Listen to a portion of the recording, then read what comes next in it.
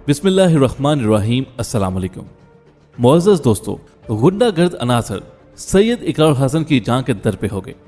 कत्ल की धमकी समेत अमली इक़दामात किए जाने लगे। इकरारुल हसन ने पूरी कौम से दुआओं की अपील की और सिक्योरिटी इदारों को तहफ़्फ़ुज़ फराहम करने की दरख्वास्त भी की। ऐसा क्या हुआ कि नौबत यहाँ तक आन पहुंची, और वो शख्स कौन है जो कि इकरारुल हसन साहब, उनके अहलो अयाल और शहरा आफाक प्रोग्राम सरेआम की टीम को मारने की कोशिश करा। अंदर की कहानी क्या बताती है, आज हम इसी पर बात करेंगे।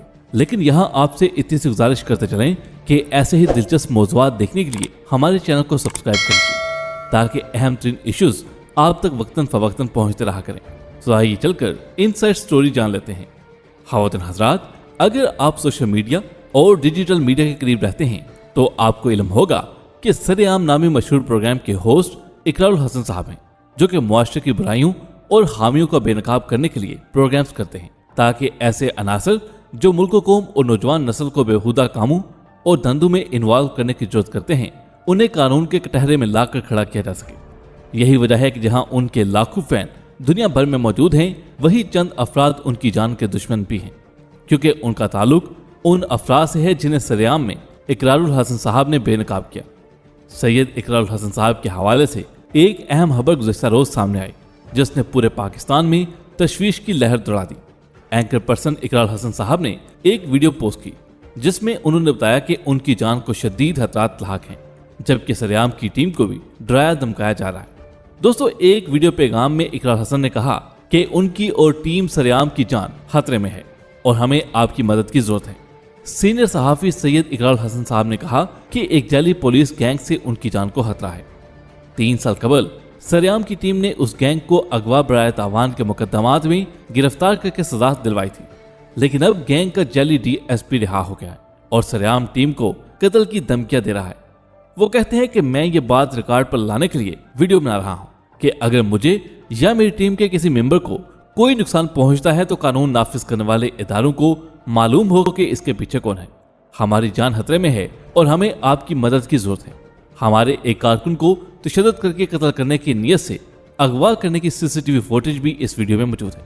दोस्तों, उन्होंने कहा कि वैसे तो सरेआम की टीम ने बहुत काम किया, लेकिन यह मामला कुछ मुख्तलिफ इस तरह है कि यह पुलिस DSP, उसकी यूनिफॉर्म और गाड़ी पर लगी नंबर प्लेट जाली है। यह पुलिस की वर्दी में गैंग अगवा बराए तावान का धंधा करता है। किस्सा कुछ यूं है कि 3 साल पहले हमने रेंजर्स के साथ कार्रवाई करके एक जाली DSP और उसके गैंग के अगवा बराए तावान के अड्डे से हाथ पैर बंधी लड़कियों को बाजियाब करवाया था। बाद मालूम हुआ कि ये जाली DSP कत्ल के 3 मुकदमात में भी मतलूब है।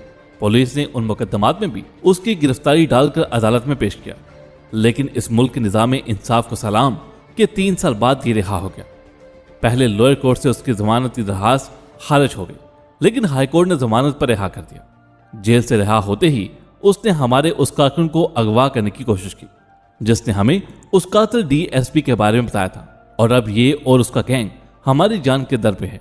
इकरारुल हसन ने कहा कि मेरी जिंदगी पाकिस्तान के लिए हाजिर है, लेकिन इस प्रोग्राम की वजह से किसी और को नुकसान पहुंचे ये मेरे लिए नाकाबिल कबूल होगा। इकरारुल हसन ने अपील की है कि उस शख्स के बारे में कोई भी खबर हो, प्लीज रेंजर्स या पुलिस हेल्पलाइन पर इतला दीजिए, और कुछ नहीं तो इस वीडियो को फेसबुक, व्हाट्सएप, हर जगह ज्यादा से ज्यादा शेयर कीजिए। हो सकता है ये किसी ऐसे शख्स तक पहुंच जाए जो उस कातिल के बारे में कुछ जानता हो। नाज़रीन ग्रामी, गुज़श्ता रोज सामने आने वाली इस वीडियो के बाद बेशतर पाकिस्तानी परेशान हैं और पाकिस्तान के निज़ाम इंसाफ पर भी उंगलियां उठाई जा रही हैं, जिसकी वजह यह है कि आए रोज कत्ल और हरासा करने की वारदातों में इजाफा हो रहा है। पाकिस्तानी अवाम कहती है कि जब सहाफ़ी और मशहूर शख्सियात ही महफूज नहीं हैं या उन्हें इंसाफ मुहैया नहीं किया जा रहा तो आम अवाम किधर जाएगी। इकरारुल हसन साहब से इजहार यकजहती के लिए बेशतर अफराद मैदान में आ चुके हैं और सोशल मीडिया के थ्रू अरबाब एहतियार तक ये बात पहुंचाने की कोशिश जारी है, क्योंकि हुकूमत वक्त चाहे तो चंद घंटों में उस जाली DSP को गिरफ्तार किया जा सकता है जो कि सरेआम की टीम को हरासा कराए। मुआशरे में हर तबके और हर फर्द को जो हकूक हासिल हैं और जिस किसी का जितना हक बनता हो उसको उसका हक दे देना, और उसमें रंगो नस्ल, अलाकायत, सूबायत, लसानियत और जात पात की बुनियाद पर कोई फर्क रवा ना रखना अदलो इंसाफ कहलाता है। अदलो इंसाफ के लग़वी मैनी 2 टुकड़े करना, यानी किसी चीज का निस्फ फैसला करना, हक देना, किसी चीज को उसके सही मुकाम पर रखना। अदल की जिद जुल्म जाती है اسلامی معاشرے میں عدل و انصاف کی بہت بڑی اہمیت ہے۔ فرمان باری تعالیٰ ہے، اور جب لوگوں میں فیصلہ کرنے لگو تو انصاف سے فیصلہ کیا کرو، اللہ تمہیں بہت خوب نصیحت کرتا ہے، بے شک اللہ سنتا اور دیکھتا ہے۔ معزز دوستو، اس وقت اقرار الحسن صاحب قوم اور اعلیٰ اداروں سے اپیل کر رہے ہیں کہ ان کی مدد کرتے ہوئے ان کی جان کو لاحق خطرات ختم کیے جائیں۔ اگر آپ کو یاد ہو تو گزشتہ سال 14 اکتوبر کو ایک شو کی شوٹنگ کے دوران اقرار الحسن صاحب پر قاتلانہ حملہ ہوا تھا، لیکن وہ بال بچ گئے تھے۔ یہ پروگرام کراچی کے ایک گنجان آباد علاقے میں شوٹ کیا گیا تھا اور اس میں کچی شراب بیچنے والوں کے خلاف کارروائی کی گئی۔ تاہم ملزمان اور غنڈہ گرد عناصر نے اقرار الحسن اور ان کی ٹیم پر دھاوا بول دیا، جس کے نتیجے میں اقرار الحسن اور ان کا کیمرہ مین دونوں زخمی ہو گئے۔ بعد ازاں ٹریٹمنٹ کے بعد انہوں نے پروگرام کی ریکارڈنگ مکمل کی تھی۔ اس بات سے آپ اندازہ لگا سکتے ہیں کہ پاکستان میں انصاف اور قانون کس قدر مضبوط ہیں۔ اب کی بار پھر سے غنڈہ گرد عناصر نے سریعام کی ٹیم کو دھمکیاں دینا شروع کر دی ہیں، جبکہ اقدام قتل کے لیے حکمت عملی بھی تیار کی جا رہی ہے، جو یقیناً آگے چل کر کسی بڑے نقصان کا پیش خیمہ ثابت ہو سکتی ہے۔ سیکیورٹی نافذ کرنے والے اداروں کو فوری طور پر ایکشن لیتے ہوئے پاکستان کے نامور صحافی کی مدد کرنی چاہیے اور جتنا جلدی ہو سکے جعلی ڈی ایس پی اور اس کے کارندوں کو گرفتار کر لینا چاہیے۔ معزز دوستو، سیدنا علی رضی اللہ تعالیٰ عنہ نے فرمایا تھا کہ حکومتیں کفر کے ساتھ تو چل سکتی ہیں مگر ظلم کے ساتھ نہیں۔ آج پاکستان میں ہر فساد کی جڑ یہ ہے کہ یہاں عدالتی نظام 1860 کا وہ نو آبادیاتی نظام ہے جو اس وقت کے حاکم انگریزوں نے مقامی لوگوں کو غلام رکھنے کے لیے بنایا تھا۔ انگریزوں کا بنایا ہوا 250 سال پرانا انگلیف سیکشن، عدالتی نظام اور قوانین ظلم و استبداد کی وہ بدترین مثالیں ہیں کہ جن کی صفاقی اور غلاظت کی کوئی انتہا نہیں ہے۔ یہ نظام عدل کے لیے نہیں، جبر کے لیے بنایا گیا تھا۔ انگریزوں کے بنائے ہوئے اس صفاقانہ عدالتی نظام کی بنیاد وکالت کے پیشے پر ہے۔ جب ایک پیشہ ہی ایسا بنا دیا جائے کہ جس کا ذریعہ آمدن جھوٹ بول کر مقدمات کو تول دینے میں ہو تو انصاف کا جنازہ تو یہی نکل جاتا ہے۔ اس نظام کی بنیاد ایسی رکھی گئی ہے کہ جج وکیلوں کے دلائل اور شہادتوں کی بنیاد پر ہی فیصلے کرتا ہے۔ جج بذات خود تحقیق نہیں کر سکتا، بلکہ جھوٹی گواہیوں اور وکیلوں کے پیچیدہ دلائل کو بنیاد بنا کر فیصلہ کرنے پر مجبور ہوتا ہے۔ عدل کی بجائے قانونی پیچیدگیوں پر زور ہوتا ہے۔ ظلم و استبداد کا یہ نو آبادیاتی نظام نہ صرف کفر ہے بلکہ پاکستان کے پورے معاشی نظام کو درم برم کرنے کا بھی ذمہ دار ہے۔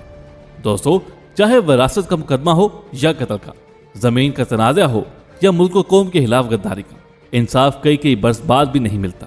قاتل، ڈاکو اور راہزن قیمتی سے قیمتی وکیل کر کے قانونی پیچیدگیوں کو استعمال کرتے ہوئے اپنے مقدمات کو سیشن کورٹ، ہائی کورٹ اور پھر سپریم کورٹ میں برسوں گھسیٹ کر سزا سے بچاتے ہیں۔ غریب آدمی تو صرف تھک کر ہی ترستا رہ جاتا ہے۔ سب سے کم تجربہ کار اور اکثر نااہل ترین جج سیشن کورٹ میں لگائے جاتے ہیں، پھر ان کی اپیلیں برسوں ہائی کورٹ اور سپریم کورٹ میں چلتی ہیں۔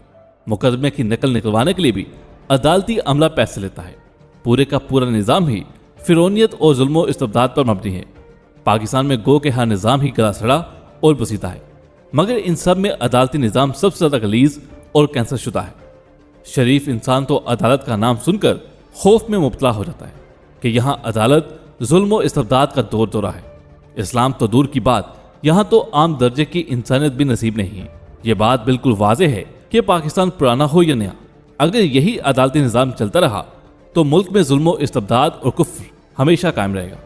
نہ عدل ہوگا، نہ انصاف فوری ہوگا، نہ مفت ہوگا، نہ گھر کی دہلیز پر ہوگا، اور پورا معاشرہ فساد میں مبتلا رہے گا۔ تحریک انصاف بھی تحریک ظلم ہی رہے گی۔ اس بات پر غور کریں کہ اسلامی عدالتی نظام میں جیلوں کا تصور نہیں ہے۔ یا مجرم کو سزا دی جاتی ہے، یا دیز لی جاتی ہے، یا معاف کر دیا جاتا ہے، مگر جیلوں میں رکھ کر سڑانے کا کوئی حکم نہیں ہے۔ ذرا سوچئے کہ اگر شریعت نافذ ہو جائے تو ملک کی جیلیں خالی ہو جائیں گی اور ان پر ہونے والے اخراجات کسی اور فلاحی کام پر خرچ کیے جا سکیں گے۔ دوستو، ہمیں امید ہے کہ آج کی ویڈیو آپ کو بے حد پسند آئی۔ ویڈیو پسند آنے کی صورت میں اسے لائک کیجیے، دوستوں کے ساتھ فیس بک، واٹس ایپ اور دیگر سوشل میڈیا پر شیئر کرتے ہوئے ہماری حوصلہ افزائی بھی کیجیے، اور کمنٹ باکس میں اپنی قیمتی تجاویز سے ضرور آگاہ رکھیے گا۔ آپ سے ملاقات ہوگی اگلی ویڈیو میں، تب تک اپنا بہت سا خیال رکھیے گا۔ اللہ حافظ۔